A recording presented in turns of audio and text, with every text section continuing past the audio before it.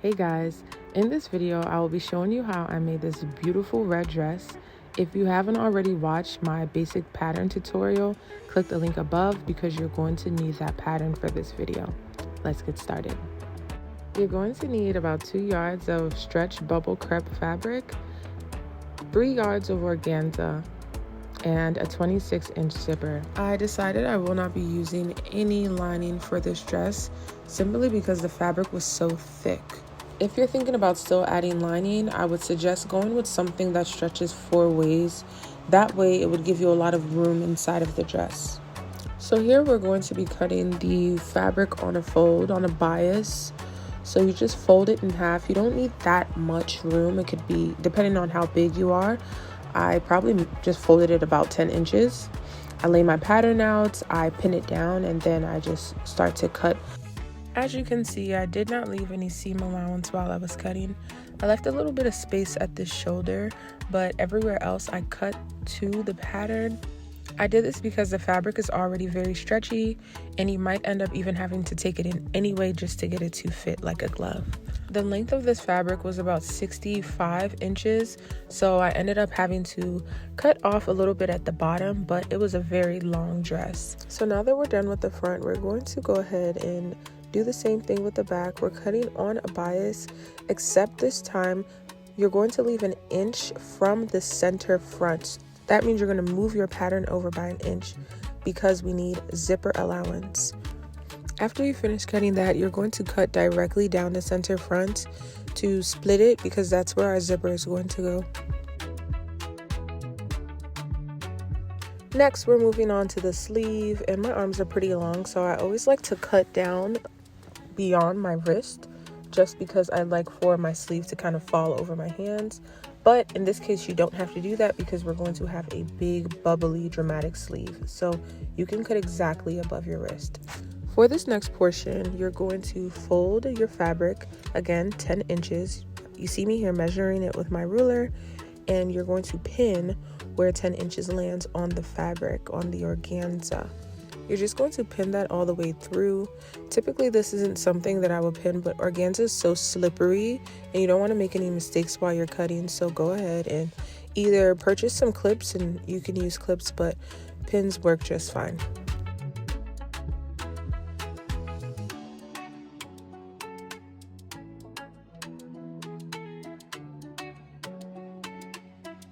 Next, we're going to lay out the front half of our dress. This is the part that we did not split down the middle, and you're going to lay it wrong side down, okay?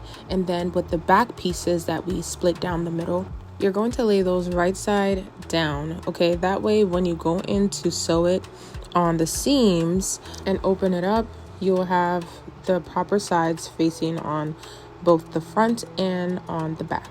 If you're having a hard time understanding that terminology, wrong side is just the opposite side of the fabric that is going to be touching your skin, the inside of the dress. Right side would constitute as the side that everybody sees, the outer part of the dress. If you think that you'll be confused, just take some sewer's chalk and mark the right sides.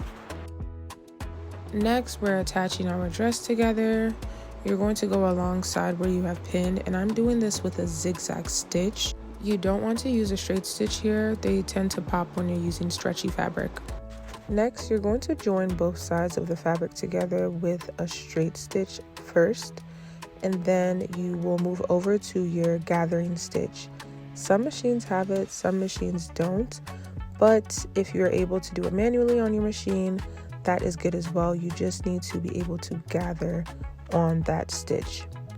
Now you see me here pulling one of the strings to create that gathered effect, and you're going to keep pulling until you get the desired length of the sleeve. And then what I usually do just to hold it and make sure it doesn't come out of place, I go ahead and make a few knots at the end of the string, or you can tie it as well. That also works.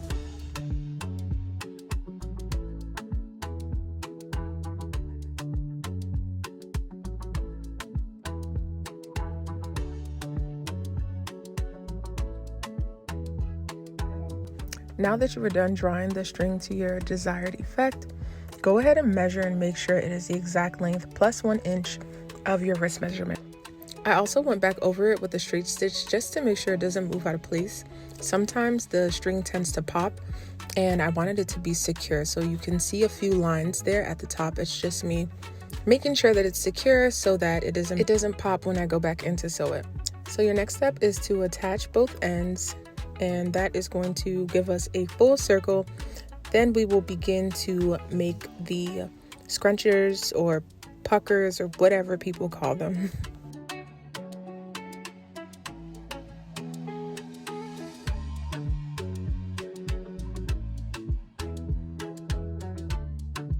Next, you're going to be pulling the outer sides out where the arrows are pointing, and you're going to be sewing that towards the middle.